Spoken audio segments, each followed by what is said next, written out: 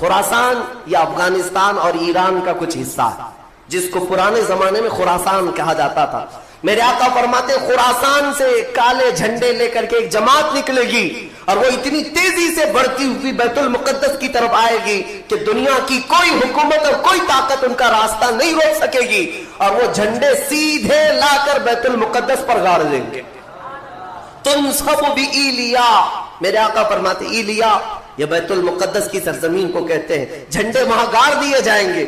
اور حضور اکرم صلی اللہ تعالی علیہ وسلم نے یہ بھی فرمایا جب تم دیکھنا کہ یہ یروشلم بیت المقدس دار الخلافہ بن جائے, دار الخلافہ کا مطلب راجدھانی, حکومت کرنے کی جگہ بن جائے, میرے آقا صلی اللہ علیہ وسلم فرماتے ہیں فقد دنت الزلازل والبلایا والامور, حضور فرماتے ہیں تو پھر دیکھنا بڑے بڑے زلزلے آئیں گے دنیا میں.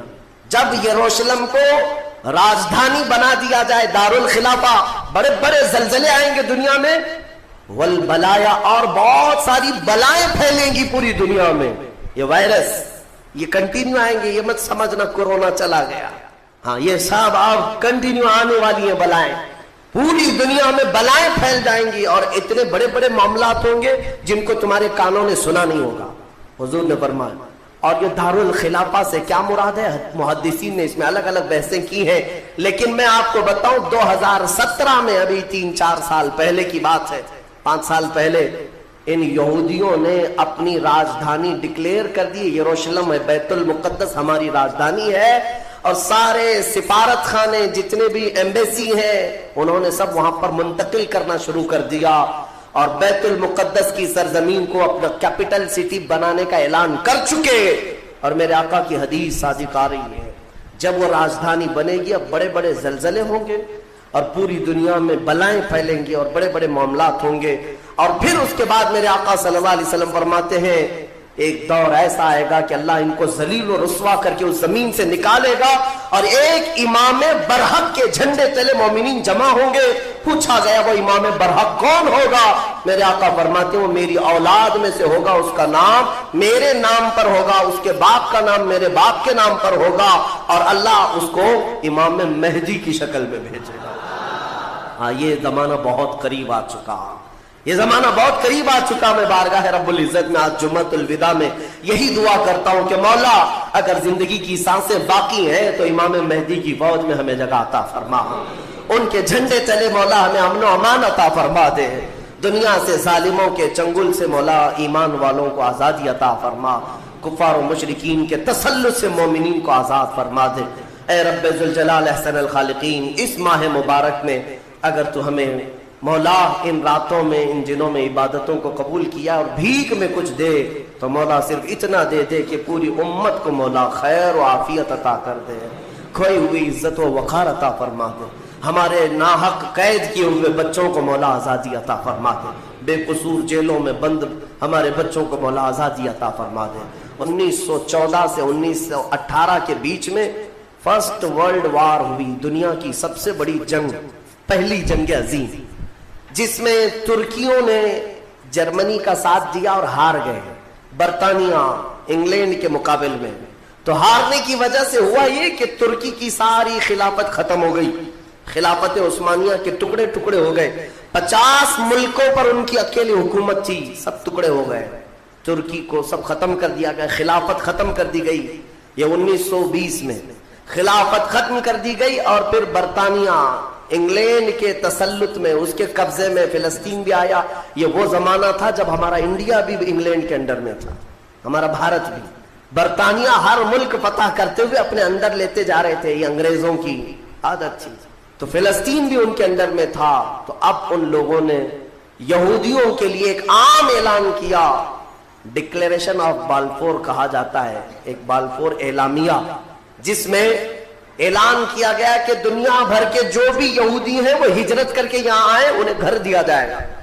1921 سے پھر فلسطین میں ایک چھوٹی سی بستی میں ان کو بسایا گیا. 4000 لوگ پہلے آئے, 4000 لوگ آئے.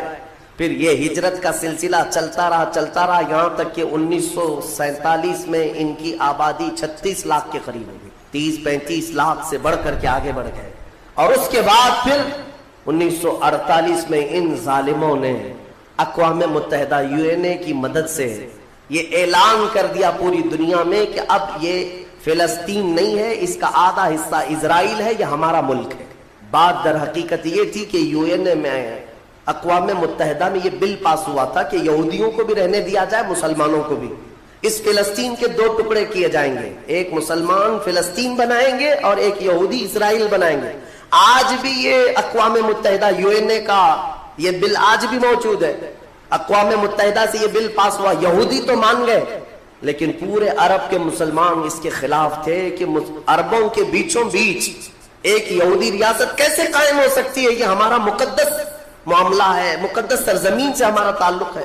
احتجاج کرتے رہے لیکن ان یہودیوں نے مال کے ذریعے، عورتوں کے ذریعے سارے عرب ملکوں کے جو بادشاہ تھے ان تک اپنا تسلط جما لیا۔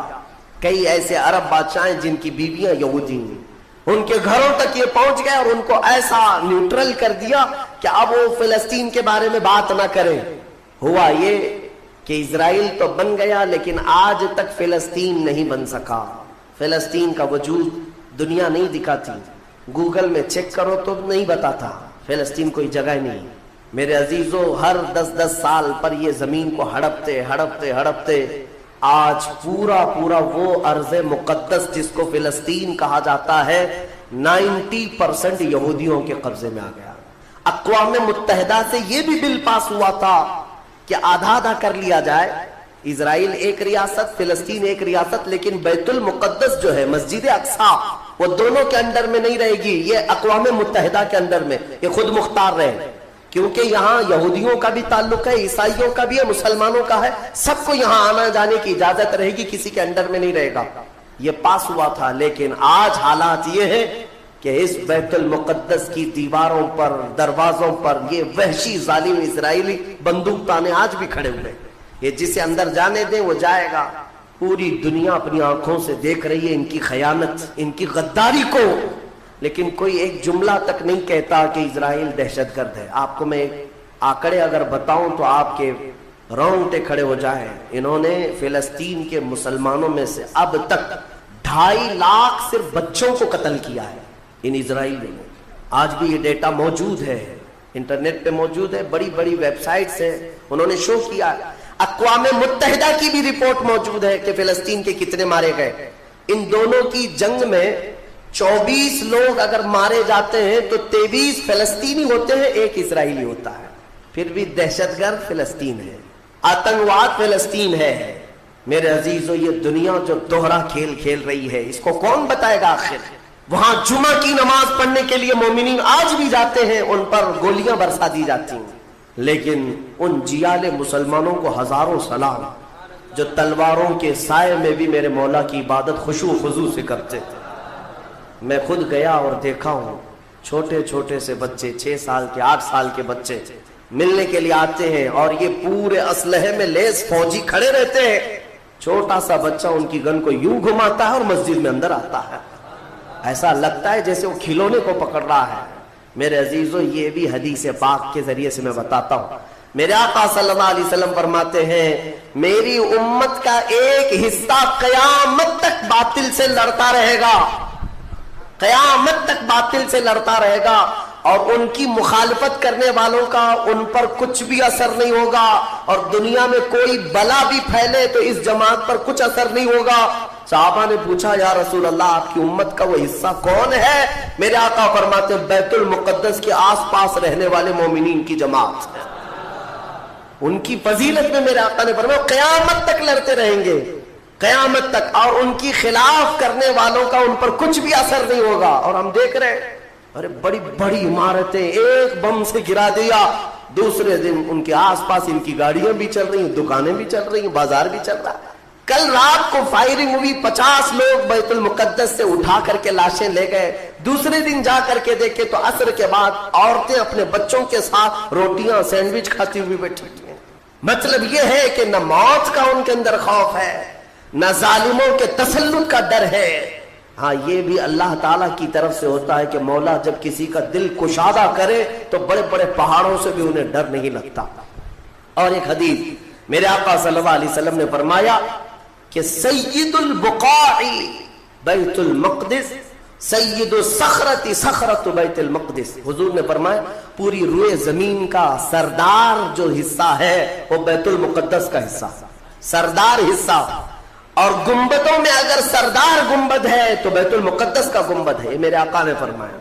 और हुजूर फरमाते हैं तुम देखना कि आखिर जमाने में सारे लोग उस जमीन की तरफ हिजरत कर जाएंगे। जब ऐसी हिजरत का वक्त आ जाए, हुजूर फरमाते फलज़महुम, तुम लाजिम पकड़ लेना, उस जमात के साथ चले जाना, क्योंकि खैर पूरी दुनिया में सिर्फ वही होगा और कहीं नहीं होगा। और आज जो हालात देख रहे ना, यहूदियों का तसल्लुत है, उनका कब्जा है, मेरे अजीजों चंद दिनों की बात है। मैं कुरान से और हदीस से, वक्त होता तो मैं आज चूंकि ये और मेरे इलाके के शेर मैसूर टिप्पू सुल्तान शहीद रहमतुल्लाह ताला अलैह का फरमान था, गीदड़ की 100 साला जिंदगी से शेर की एक दिन की जिंदगी बेहतर है।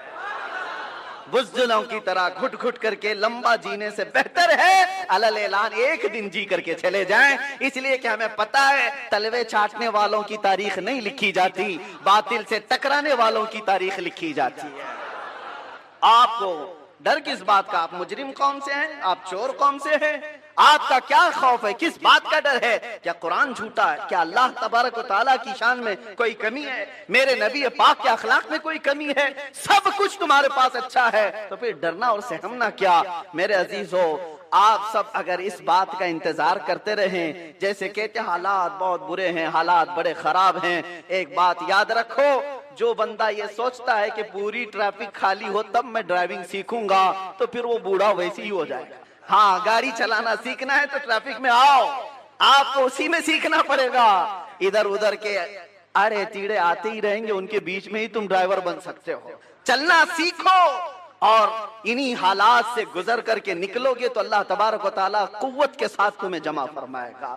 वो कौम कभी कामयाब नहीं होती जो घर में बैठ करके मांग रही है कि मदद आ जाए, मदद आ जाए। अगर ऐसी ही मदद आती तो मेरे नबी सल्लल्लाहु अलैहि वसल्लम 313 को लेकर बदर तक नहीं जाते, वो मदीने में बैठकर दुआ करते तो अल्लाह मुशरिकीन को वैसे ही हिलाक कर देता। अगर नबी पाक सल्लल्लाहु अलैहि वसल्लम मस्जिद नबवी से हाथ उठा देते, उहद के सारे मुशरिकीन वैसे ही मर जाते। मेरे नबी अपने घर से निकले, सहाबा अपने घर से निकले, मैदानों में आए और अपनी ताकत और कुव्वत का इस्तेमाल किया, इसलिए कि उम्मत को बताने के लिए कि उम्मत का मिजाज ऐसा ना हो कि कुछ भी मुसीबत आई, फातिहा दिलाया, दुआ किया, अल्लाह उसके मुंह में कीड़े पड़ जाएं और इसको ऐसा हो जाए, उसको ऐसा हो जाए, चादर ओढ़ के सो गया। मेरे अजीजों, ये मुजाहिदीन की जिंदगी नहीं है। मुजाहिदीन की जिंदगी ये नहीं होती, मोमिनीन की जिंदगी भी ये नहीं होती, बल्कि मोमिनीन की जिंदगी ये है जब तक अल्लाह ने बोलने की ताकत दी है, हक बात का ऐलान करके जाओ।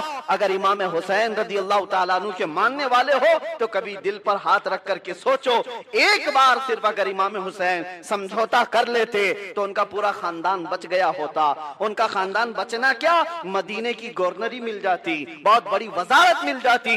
लेकिन हुसैन आजम का मिजाज ये था, नहीं, जब कुफ्र शिर्क या फिस्क व फुजूर छा रहा हो उस वक्त समझौते नहीं किए जाते, उस वक्त मैदान में निकलकर हक बात का ऐलान किया जाता है, चाहे गर्दन भी चली जाए। हुसैन का ये मिजाज है, हम यही ऐलान करना चाहते हैं, अगर गर्दन चली भी जाती है हमें इसकी परवाह नहीं है, क्योंकि हम परवाने हैं और शमा के अतराफ मिटना ही परवाने का काम है।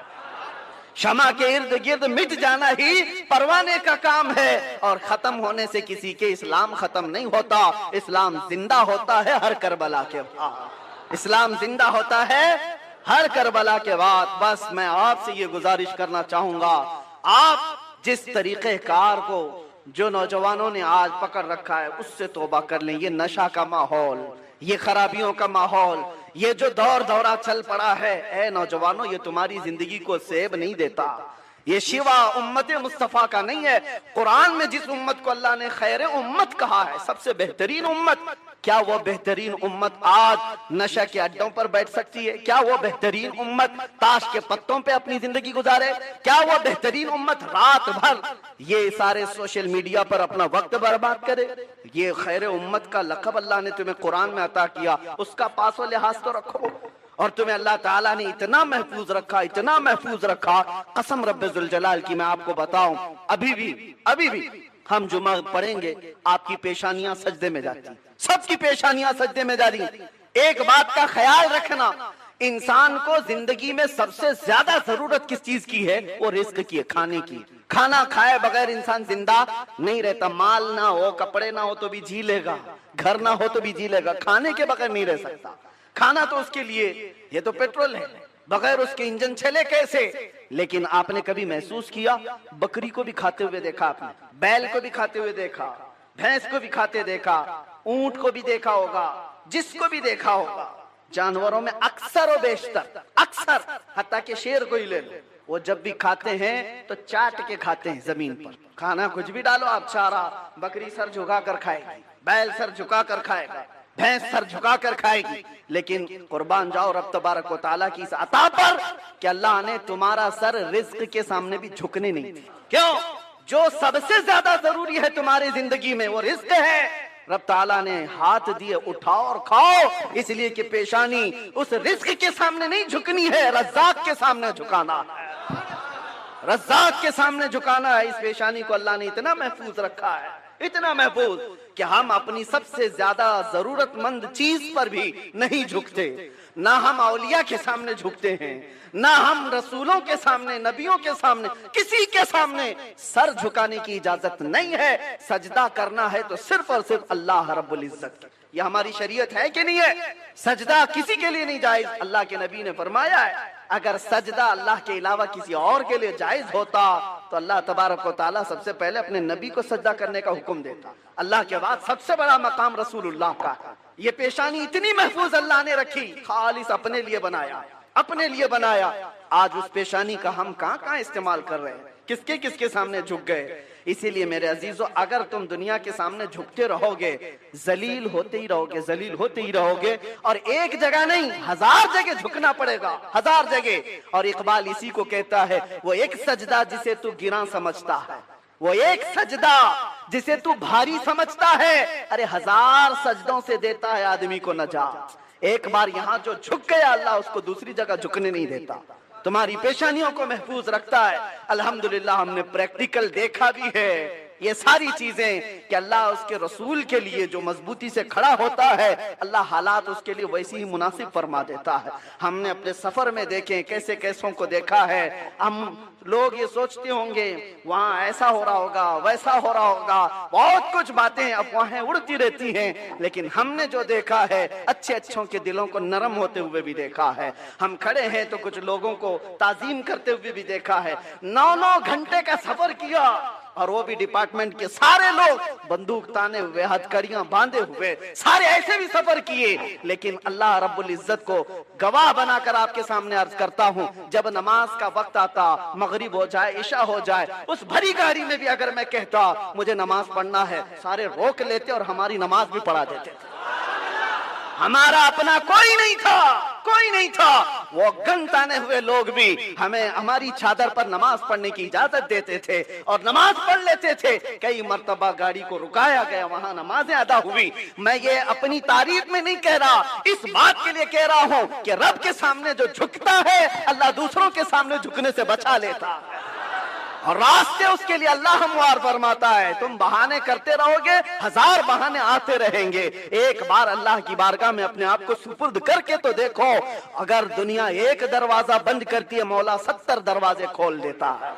رب تبارک و تعالیٰ کہنے سننے سے زیادہ عمل کی توفیق عطا فرمائے۔ ویسے یہ جلسہ نہیں تھا، یہ جمعہ ہے، لیکن بہرحال آپ کا جوش جمعہ کو بھی جلسہ بنا ہی دیتا ہے۔ بہرحال اللہ تبارک و تعالیٰ میرج کی سنیت کو ہمیشہ شاد و آباد رکھے، اولیاء کاملین کے غلاموں کو اللہ تعالیٰ خوشحال رکھے، اور ہر گھر کی سنیت اور یہاں کے عقیدہ اہل سنت کو اللہ محفوظ رکھے۔ قیامت تک تمہاری نسلوں میں مولا عاشقان مصطفیٰ پیدا فرمائے۔ ہماری اولاد کو، ہمارے خاندانوں کو اللہ بد عقیدہ اور گمراہ ہونے سے محفوظ فرمائے۔ برسوں سے آپ اس عبادت خانے میں یا جہاں پر بھی اپنی پیشانی ٹیکنے کے لیے جاتے ہیں، بچپن سے تو آپ مسجدوں میں جا رہے ہوں گے۔ ایک مسجد ایسی کوئی مجھے بتا دو جہاں خدا کی کوئی تصویر لگائی گئی ہو، کہیں ہے؟ چلو یہاں نہیں ہے تو مولانا نے کبھی شکل بتائی ہے کہ اللہ ایسا ہوتا ہے، خدا ایسا ہوتا ہے؟ نہیں بتایا۔ یہ پوری دنیا کی واحد قوم، ایک ہی قوم ایسی ہے جو بنا دیکھے سجدے میں چلی جاتی ہے۔ ہر قوم کو دنیا میں جا کر کے آپ دیکھنا سرچ کر کے، سب کو جھکنے کے لیے کوئی نہ کوئی مورتی کی ضرورت ہوتی ہے. وہ سامنے دیکھتے ہیں پھر جھکتے ہیں، اور چاہے وہ کسی بھی دین میں ہو، سب نے اپنا اپنا کچھ نہ کچھ بنا رکھا ہے. عیسائی اگرچہ خدا کی عبادت کی بات کرتے ہیں، لیکن انہوں نے مریم اور حضرت عیسیٰ علیہ السلام کی بھی مورتیاں بنا لی ہیں. یہودی اگرچہ اللہ کی عبادت کی بات کرتے ہیں، لیکن نبیوں کی مورتیاں انہوں نے بھی بنا رکھی ہیں. جتنے مذاہب ہیں انہوں نے سب نے اپنی اپنی جھکنے کے لیے کچھ نہ کچھ چیزیں بنائی ہیں. یہ پوری دنیا میں ایک ہی قوم ہے، ایک ہی قوم ہے. اسی لیے تو میں عرض کرتا ہوں میرے عزیزو، اللہ تبارک و تعالیٰ نے ہماری اور تمہاری فضیلت میں قرآن کی شروع کی آیتوں میں فرمایا یؤمنون بالغیب. یہ وہ لوگ ہیں جو غیب پر ایمان رکھتے ہیں. آج تک ہم نے اللہ کو دیکھا نہیں، اور لوگ یہ تانا مارتے ہیں کچھ، جیسے ابھی مسئلہ چل رہا تھا کہ ہم سب نے پکارا تھا آئی لو محمد صلی اللہ علیہ وسلم، سیدنا محمد صلی اللہ علیہ وسلم. میرے عزیزو، ہمیں یہ چیزیں راستوں پر یا جلسوں پر اس طرح علل اعلان کہنے کی ضرورت کیوں پیش آتی؟ جب کوئی درندہ چھیڑتا ہے تو ہمیں پھر اظہار کرنا واجب ہو جاتا ہے. اگر کوئی نہ پوچھے آپ سے تو بتانا ضروری تو ہے نہیں، لیکن جب اگر کوئی چھیڑے تو پھر ہمیں بتانا واجب ہو جاتا ہے کہ ہم اپنے نبی پاک صلی اللہ علیہ وسلم سے اپنی جان سے زیادہ محبت کرتے ہیں. تو کسی ایسے ہی کیڑے مکوڑے نے یہ سوال کیا تھا سوشل میڈیا پر کہ یہ مسلمانوں کو دیکھو جگہ جگہ یہ پرچم اٹھائے ہوئے ہیں کہ اپنے نبی سے محبت کرنے کی بات کرتے ہیں، ان سے ذرا پوچھو کیا انہوں نے اپنے نبی کو دیکھا ہے؟ جس سے آئی لو محمد کہہ رہے ہیں، کیا محمد صلی اللہ علیہ وسلم کو انہوں نے دیکھا ہے؟ اس ظالم کو تو میں یہ جواب دیتا ہوں، بن دیکھے جب یہ حال ہے. ارے دیکھتے تو بات الگ تھی، سر ہتھیلیوں پر لے کر کھڑے ہوتے. بنا دیکھے یہ حال ہے کہ ہم اپنی ماؤں کو اور اپنے باپ کو بچپن سے دیکھا ہے، باوجود اس کے ہم اپنی ماں اور باپ سے زیادہ اپنے نبی سے محبت کرتے ہیں. یہ اللہ تبارک و تعالیٰ کی طرف سے ہمیں عطا کیا ہوا ہے. میں آپ سے یہ بات کہنا چاہتا ہوں کہ دنیا اسی میں پریشان ہے کہ ایک ایسی قوم ہے نہ اپنے خدا کو دیکھیے نہ اپنے نبی کو دیکھیے، لیکن دوسروں کی بنسبت اس قوم کا حال یہ ہے دوسروں کو پرچار کر کر کے بلانا پڑتا ہے، اور یہ بنا اعلان کے جمعہ میں بھر جایا کرتے ہیں. آج تک کبھی جمعہ کا پوسٹر لگتا ہوا دیکھا آپ نے کہ اس مسجد میں جمعہ کی نماز ہونے والی ہے؟ بچپن سے کبھی سنا آپ نے؟ ایک اذان ہوتی ہے ساری صفیں بھر رہی. ہر مسجد کا حال ہے. جمعہ میں کون تمہیں دعوت دے کر بلاتا ہے؟ مؤذن صاحب گھر گھر جاتے ہیں، پوسٹر لگایا جاتا ہے، پرچار کیا جاتا ہے؟ نہیں. اس بات سے تو دنیا خوف زدہ ہے کہ آخر ان کو کون جمع کرتا ہے ان صفوں میں، اور صفوں میں آنے کے بعد کسی کی کوئی وی آئی پی صف نہیں ہے. جو پہلے آیا وہ پہلے بیٹھ گیا. وہ کسان کا بچہ بھی سامنے بیٹھ سکتا ہے، کسی غریب مزدور کا بچہ بھی پہلی صف میں بیٹھ سکتا ہے، اور بادشاہ اگر تاخیر سے آئے تو پیچھے ہی بیٹھا رہے. یہ نظام کہاں سے ہے؟ یہ آج تک ان کو کون بنا کر رکھا ہے؟